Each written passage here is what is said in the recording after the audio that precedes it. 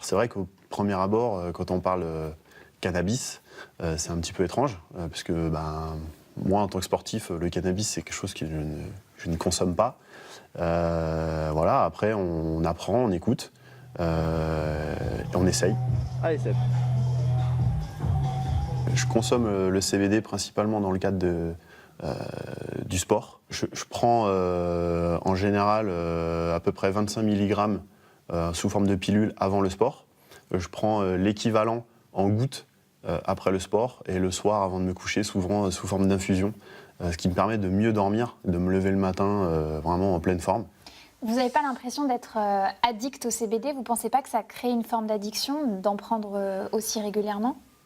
Alors, je ne me sens pas, moi, addict à ce type de produit, comme je ne me sens pas addict à d'autres compléments alimentaires qui me permettent aujourd'hui d'être performant dans mon sport. Pierre Palmade pose une question hyper simple. C'est une drogue ou c'est pas une drogue?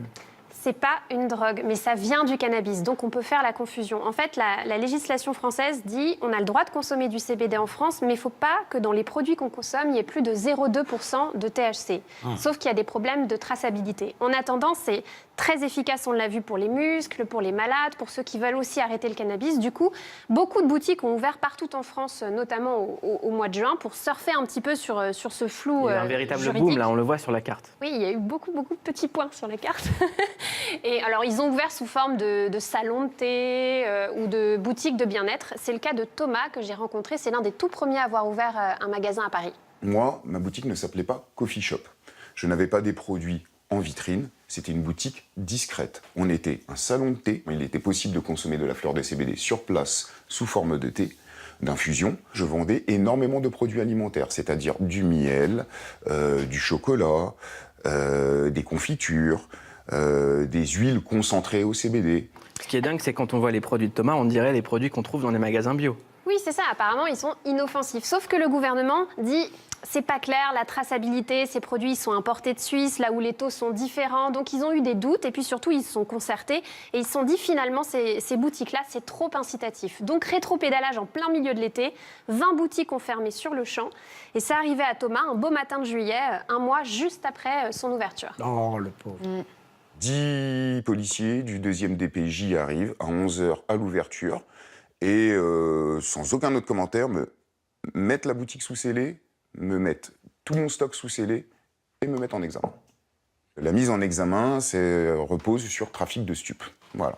Trafic de stupéfiants, transport, etc. Bon, l'accusation classique pour les stupes. Enfin, c'est quand même lourd, quoi. C'est très lourd. C'est très lourd et disproportionné, surtout, par rapport aux produits que je vendais. On a été plusieurs à se faire arrêter le même jour. Je pense qu'aucun de nous n'a le profil d'un trafiquant ni quoi que ce soit. On est juste des entrepreneurs, peut-être un peu trop avant-gardistes, c'est ce qu'on peut me reprocher. Je ne suis pas un idéaliste ni quoi que ce soit. Si la loi, à un moment, est claire et me dit « Monsieur, vous n'avez pas à vendre ce genre de produit », je ne vends pas ce genre de produit. Mais à un moment, il faut juste être clair. Ce qui est assez fou, c'est que malgré... Il se définit comme un avant-gardiste. Oui, c'est ça, comme un avant-gardiste et pas trop un idéaliste, il dit.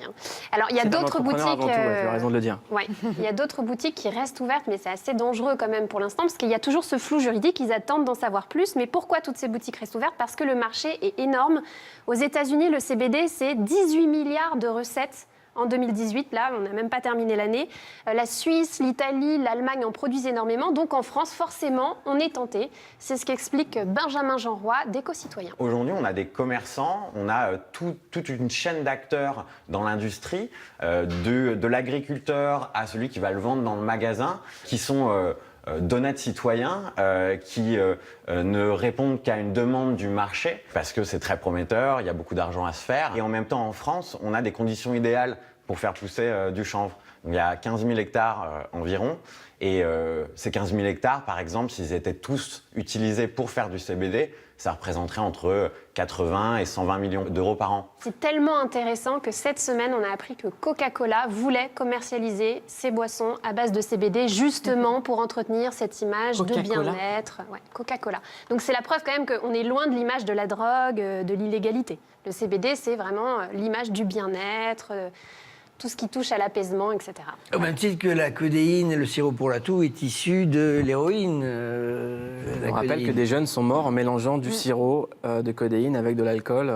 C'est juste l'État français qui bloque pour Ouais, on pouvoir s'est dit. avoir la main mise sur ces milliards d'euros qui sont en jeu. Parce qu'aux J'entends Jane États-Unis, acquiescer depuis tout à l'heure, là. Moi? Ouais. Tout à l'heure, Non, non, j'entends- en fait, je suis vraiment d'accord avec ce qu'il dit. Je pense que c'est vraiment hypocrite et qu'on va finir par y arriver, de toute façon, à la dépénalisation. Et voilà, ça fait rapporter des milliards aux États-Unis. Effectivement, je pense que le gouvernement, à un moment, va vouloir toucher aussi un petit peu à ces milliards-là. Mais enfin bon, on a enfin serré ce dealer de CBD Ouais, on est à 10. à 10, hein, parce À que 10, le quand mec même. est quand même assez